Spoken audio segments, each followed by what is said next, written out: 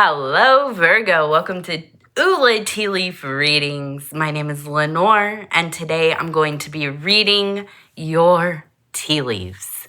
Now, this is a horoscope that is being read on October 28th, 2025. Now, whenever you watch this, it will be activated. I don't like to put my readings into a certain amount of time because I do, time is a construct. That's one of the reasons. Everything's a construct, Lenore. Oh my goodness, yes it is. But yeah, so anyways, but I'm going to start putting the date on here so you know when it is being created, okay? We are starting with the High Priestess card. This is the energy. Virgo, this is the energy that we have wanted, that we have needed, that, well, let's face it, most of us just kind of innately have the high intuition, high pattern recognition. We are people who notice things. We see what's going on. When we walk in a room, we feel the vibe. Okay. The High Priestess is definitely aligned with that. It is also very much about that mother energy. Okay. The High Priestess is, it's not the bringer of life, but maybe a witness, a sustainer, a quiet sustainer of life, of progression, of self-evolution, and so on and so forth. So let's go ahead. I'm not gonna spin this one because I'm afraid it's all wonky. I don't want to drop it. Okay, here we go. All right, let's take a look. We're gonna see what the tea leaves are gonna show us today. I also want to say thank you for being here with me. It's always such a huge honor. And if you want to like, subscribe, or leave a comment, I would love to hear from you. Also, if you have a prayer request, definitely you can put that in the comments, or you can email me at ulaishere@gmail.com if you don't feel, I don't know, like you want to put your business out there in public. That's okay. I get it.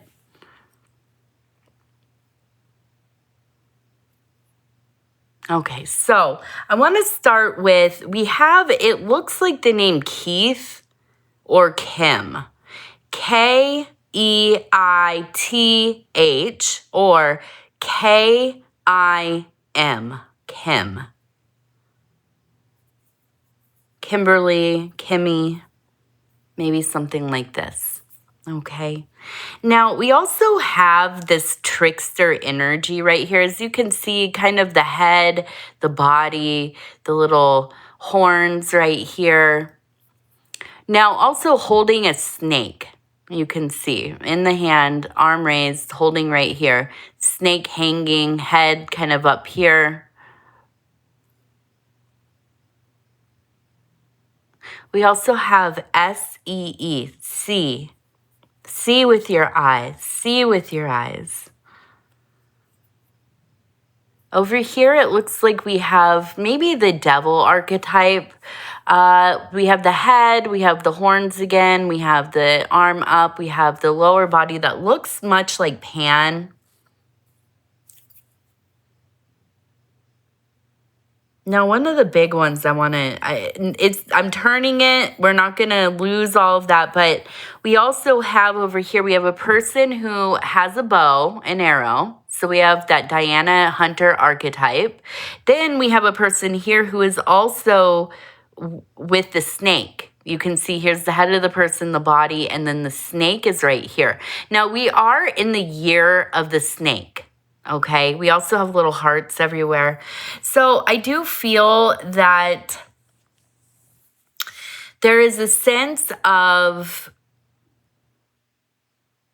really life shifting for you in a way that feels at first like it is like somebody is trespassing into your life, right? It is an interruption.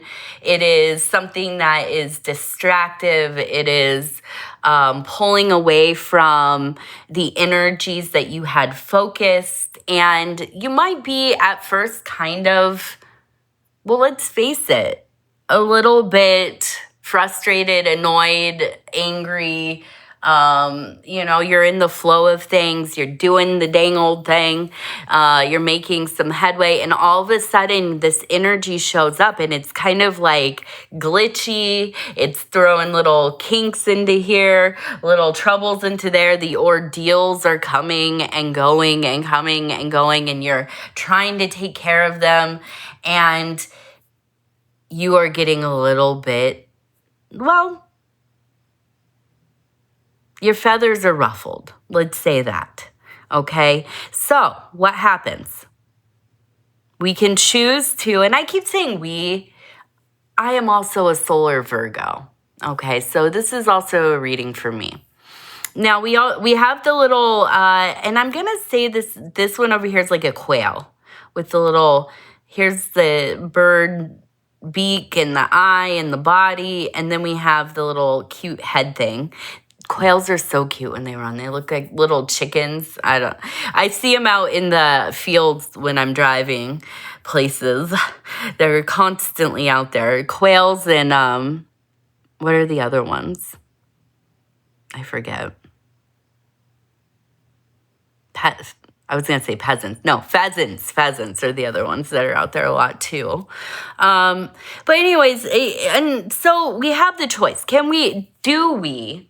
Should we succumb to this frustration, right? Do we let it get the better of us? Now, over here, I'm just going to tell you there's so much anxiety. I can see anxiety about many things, right? Not just one thing, a lot of things. You are busy, busy, busy. Here's the deal. We have the other option. The other option of really kind of leaning into our passion, our ecstatic nature. We are in the time of the harvest, the sowing, depending on where you're at, right? If you're in the northern hemisphere, southern hemisphere, we're doing fall, we're doing spring. We are in these places where not only do we need to clear out and sacrifice the things that do not serve us well, that will not provide for a good harvest, a good growth season, building up our life. If there are things that just keep getting in the way, this is the time that we let them go. Now, here's the other side of it. People from the beginning of time have recognized that dancing, singing, kissing, holding hands, making love, being merry, getting closer to our community and also our gods, our goddesses, our divinity, right? These things are very important. Why? Why are there so many feast days? Why are there so many holidays? Why are there so many reasons that we create to get together? Because we need to. Because we need to let go of earthly things sometimes.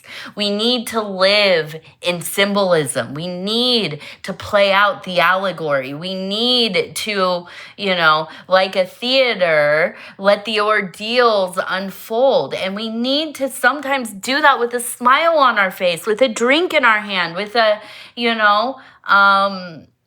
with somebody to joke with, to laugh, to cry, to get to the brink of madness, to pull and push away from our normal routines, to let go, to just be, whatever that looks like.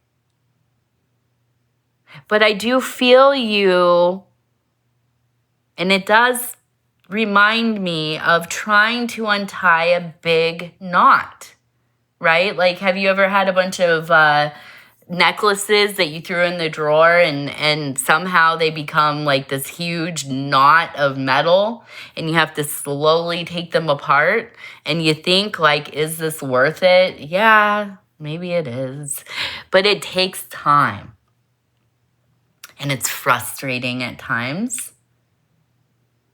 and it doesn't feel like it's worth it at times, but I promise you that it is. And I see you allowing for yourself to deviate here. You are in a place of minor rebellion, but deviation. There's a need for a refreshing air to blow through the house, right? Now, I want to get over to here because we have this kind of trickstery energy, like the little gremlins in the machine showing up, the little glitches. This is maybe causing some problems, has caused some frustrations, but you are choosing, right, to let it go. We'll get it figured out. It always does. But for right now, we are going to enjoy ourselves. We are going to let go. We are going to, whatever it is, for half a day, for a whole day, for a whole weekend, maybe for a week, whatever, letting go of all of the extra responsibility, letting yourself enjoy. I was just thinking, when I am in these places where I know it's like, Lenor, you have to like lighten up a little bit. I have to untangle the nervousness and the anxiety and I feel pulled in 50 different directions and I'm getting overstimulated and I'm, worried I'm going to start burning out. I feel myself burning out, and yet I'm letting go of my anxiety of the things I'm forcing myself to do, yet I'm still trying to manage everybody around me in my household, especially, and my daughter, especially, because she's young, she's 5. She needs a lot of directing.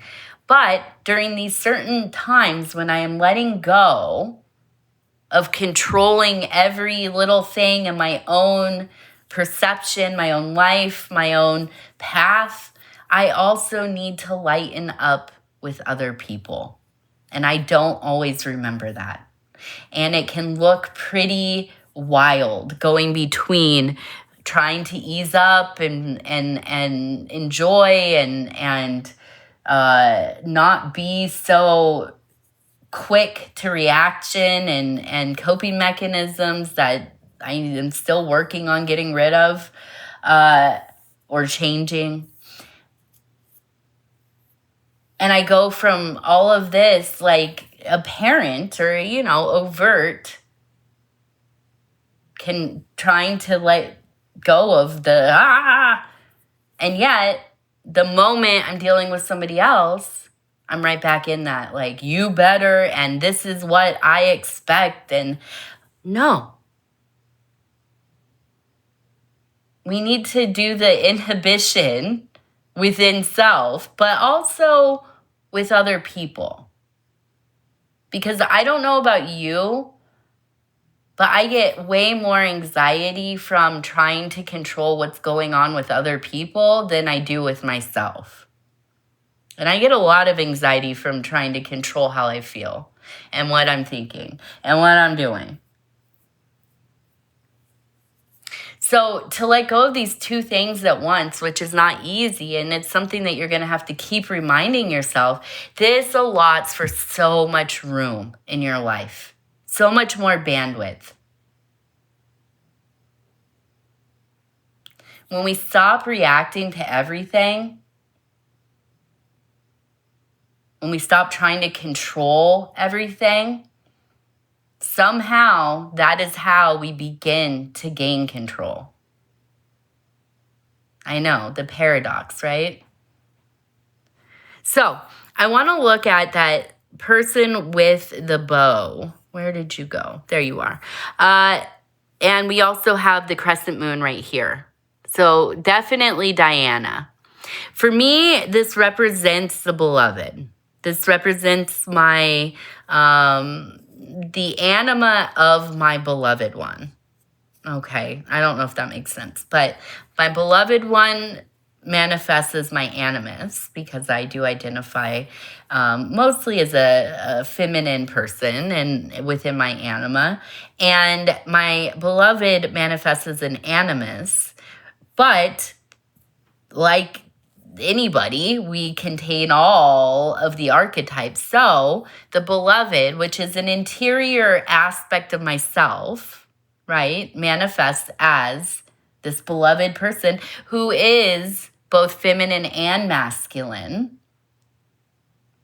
The feminine side, I definitely align with the archetype of Artemis, of Diana, at least in this situation, okay? So we have the huntress. We have the moon. She is La Luna, the goddess of the moon, the goddess of emotion, of the waters, of illusion, of dreaming, of inspiration, of creating. Now, we have a person over here who is battling with the snake. Okay, so to me, this is very much about getting lost in information. Okay, knowledge, right? The snake is synonymous with knowledge. We know that from Genesis, the story of Adam and Eve. Okay, now, I feel like this is a call to you. You have been, I don't know, maybe like a lot of us, on the social medias, looking at the news, following, the trends of the world, and worried about it. Terrified, maybe even. Okay? And you're going down rabbit holes. You're studying stuff. You're looking it up. You're up at 2 a.m. trying to figure out how to, solve geopolitical problems on Wikipedia. And, it just is taking you down with it.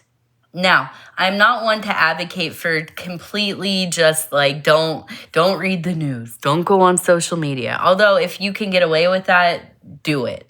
Absolutely. Please be the one to tune out for us.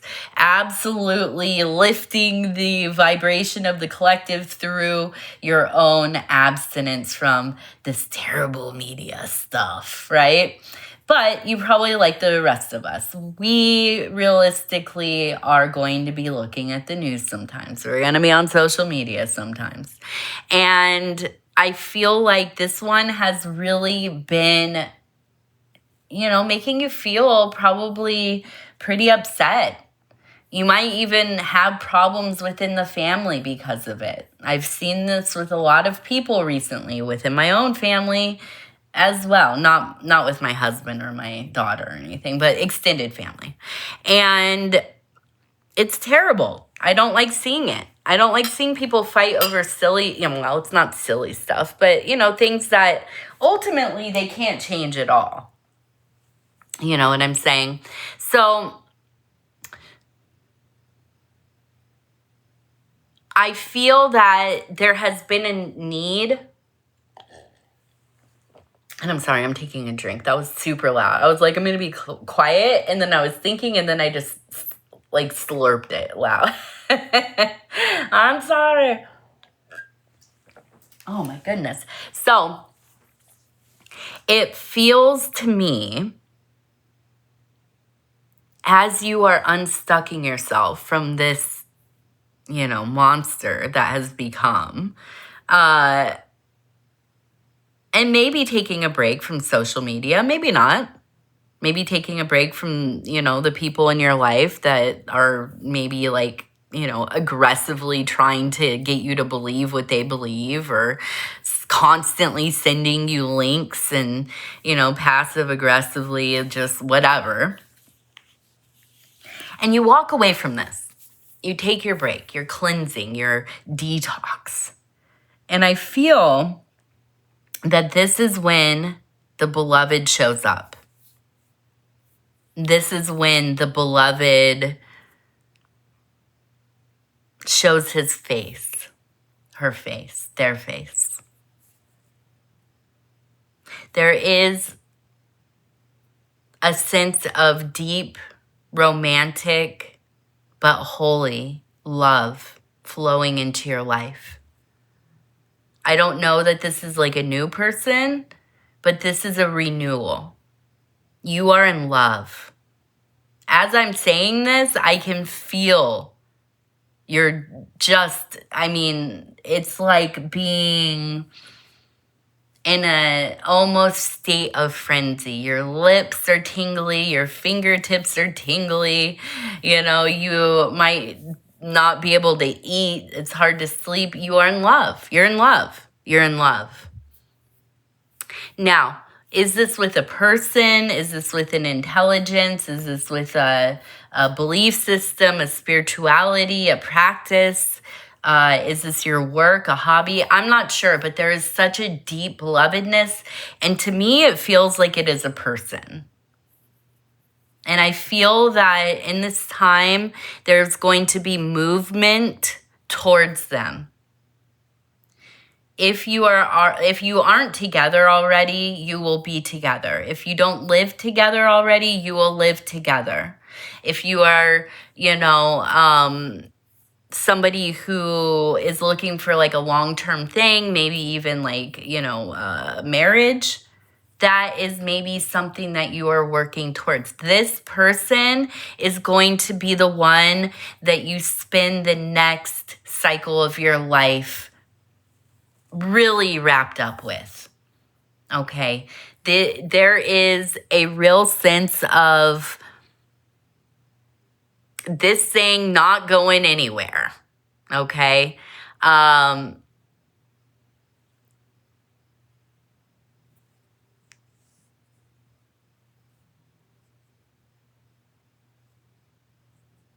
I'm looking at the boat. We have the boat down here. We also have a bird and a nest. We have the letter A, and maybe it looks like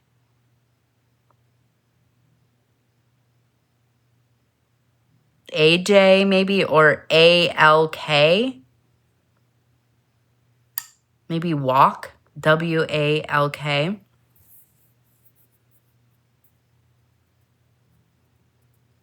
So I do feel like there's going to need to be probably some things rearranged. Like maybe you have to move or they have to move. I do think that money is an issue to some degree, but there are fish jumping. Also, a person in a boat here who is catching a fish. So I feel that it's kind of this weird thing that can happen, and I think it happens more often than we realize, is that when we start living in our authentic truth or true will or authentic being, or we get on our path and we stay really resolved and devoted to that, things start really lining up for us. They start going so much the way that we want them to that it can feel almost uncanny or not real or kind of strange, or you might even feel like a lot of anxiety, like, why is this all happening? This doesn't make sense. And this will be number 7. This person will be represented by 7 for you. But the money stuff, it's going to come together.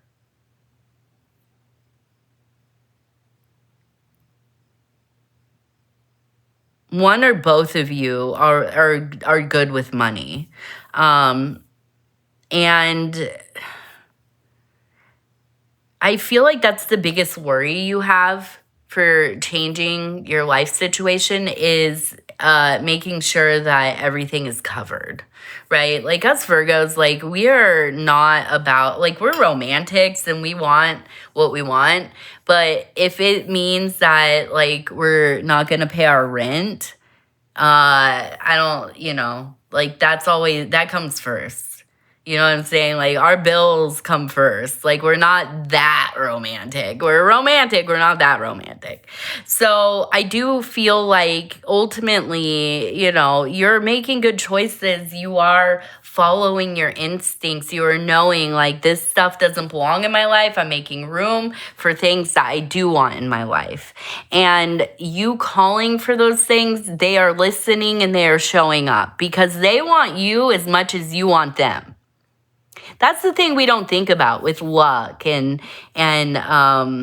love and abundance and good health. And if you think about these kinds of, you know, huge concepts, right? But if you think of them as individuals, as having some kind of consciousness, and you think like, as much as I want for that, it wants for me. It is looking for me just like I am looking for it. And that, for whatever reason, for me, puts a whole other spin on trying to draw things into the attraction, into the manifesting, okay? Because it's not just me. This is a dance we're doing, right? I have to honor that good fortune, and it will honor me. So I do feel like if you live your life in your truth and you are doing what feels right to you, and I don't mean like right because I want that, you know, like I want to feel good, so this feels right. No, I mean, you know, in your heart of hearts, this is what is right, and I'm going to do what's right, even if it's hard, even if I don't like it, even if it makes me uncomfortable. I am going to live by my virtues, my convictions, and so on. When you dwell in this energy, the universe gives back to you. Absolutely. Not because like, oh, you're good girl, good boy, you know, here's your little treat. That's No.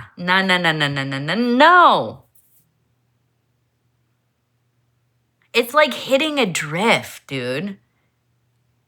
It's like that feeling when you're you know, you have scissors and you're cutting wrapping paper and it starts to glide. Oh, that's a nice feeling. Yes, that is it.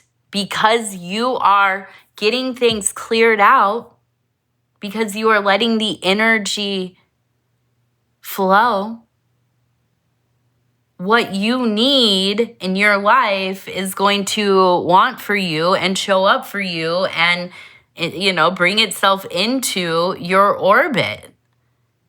Because you are making those channels of energy clear, accessible. There is also a sense of where there maybe had been some desperation. Not that we're ever desperate, Virgo. Don't get me messed up. That's not what I'm saying. But when we move in the air of desperation, when we do something we know probably isn't for us or isn't right or isn't fair or whatever, because we fear scarcity, rejection, abandonment, whatever, and we move in desperation, that is just like throwing a stick into the spoke of your bike. That thing's going to flip you right off. It's going to be a rough ride. And we don't want that. And we won't have that. So there is confidence, there is knowing, and there is a sense of really listening to that intuition that you have. That's why you are going to be so effective. All right, so we have a lowercase e right here.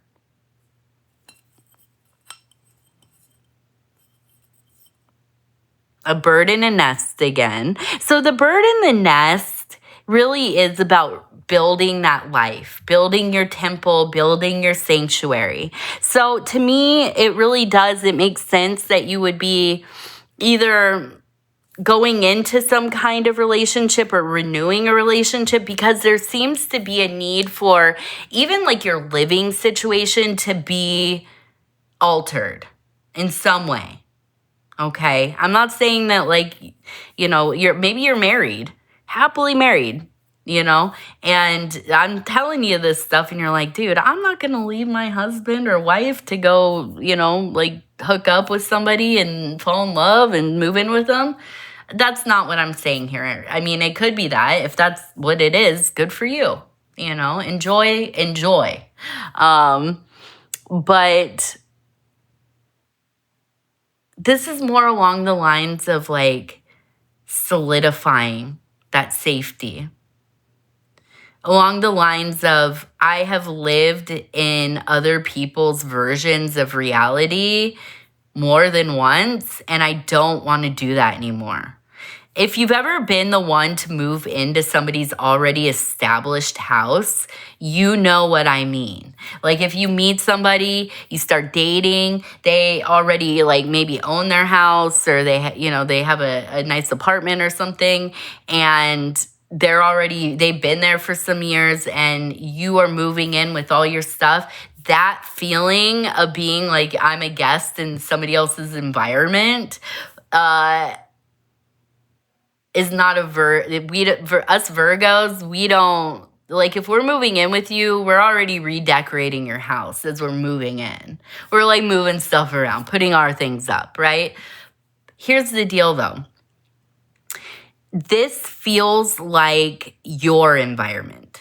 I don't get any sense of you going into somebody else's space and changing it or having to assimilate to it, right? This is your environment, and I think that they're going to be coming to you. That's the feeling I keep getting. Now, I have to say, I feel like this is going to be like your last person. I don't like to make statements like that, but this one feels like the last beloved. Like this is going to be until, the lights go out. This is the one that you're going to ride with. Okay? So make good choices. Be very aware of who you choose to gang with, right?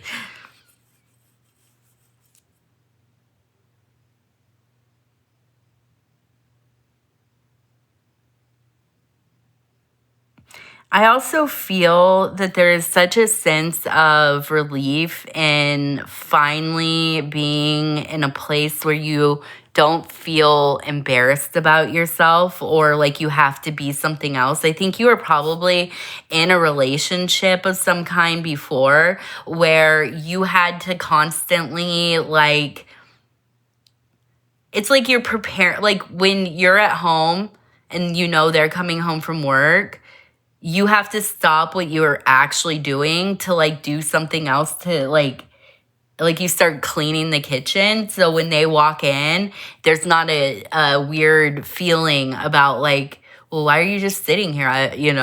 What have you been up to? It's just easier to be busy because you're afraid that they're going to be upset.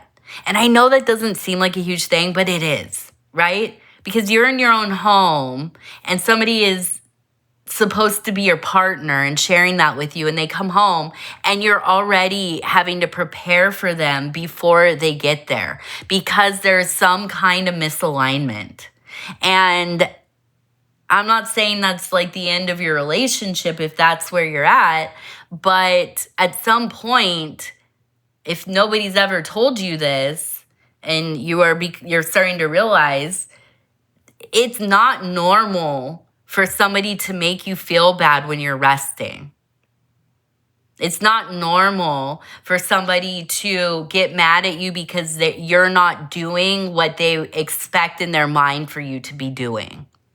Because guess what? You're your own freaking person. So when we get to these places, when we decide like, yo, I'm not living like that anymore, I don't want to feel like that anymore.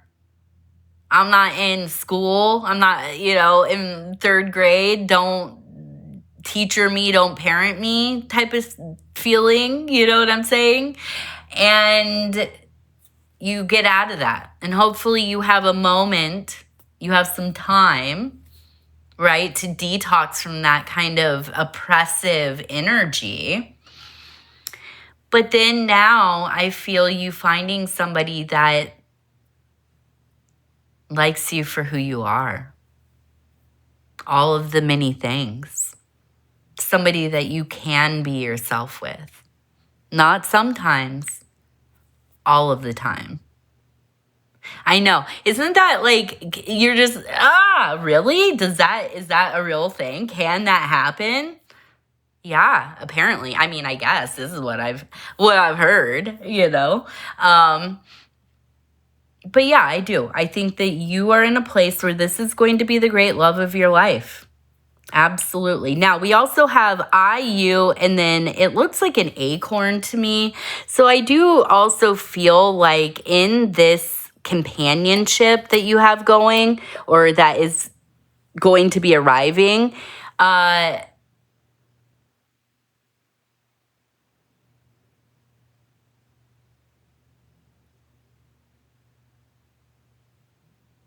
I'm sorry. I'm just looking at something really quick here.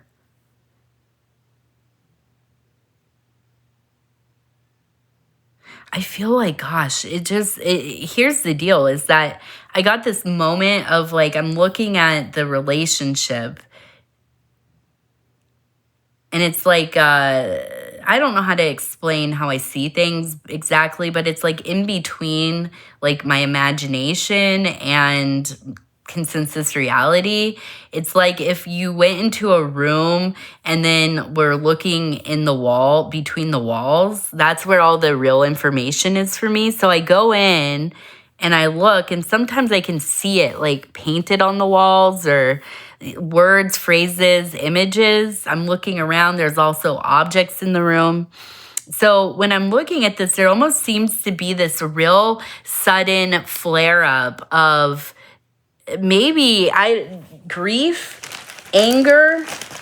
And I think a lot of that is centered around finally being in a relationship where you feel 100% like partners and equals, and realizing that so many of your relationships, not even just romantic ones, family relationships and so on, these have often been maybe not to the point of abusive, but have been dismissive, controlling. You've always had to kind of perform for people or pretend or not show yourself. And I feel like there's an onslaught of grief in this understanding. So please prepare for that, because oftentimes it's so weird when you finally are with somebody or know somebody or like you become friends with somebody who treats you well, like a real person and a person of, substance and worth, in contrast to the people who have not treated you well. It really can bring up some like, wow, I did not realize how bad this was. I didn't realize like that this wasn't, that it was possible for people to behave in other ways than they do, So sometimes the blessing can bring a little sadness with it. Okay, we'll do some lucky numbers. So we have number 11, 6 and a 5, 5 and a 6. So it could be 56 or it could be 11. All right, we have 1 and a 2. 12 or 1, 2. And we have 6 or 51. Okay? All right. And I guess that's it. Where are we at in time? I can't really see. Oh, it's a longie. Okay, well, Virgo, I love you. If you want to like, subscribe, or leave a comment, I would love to hear from you. Other than that, I want to say again, I love you, I love you, I love you. We'll talk soon. Goodbye.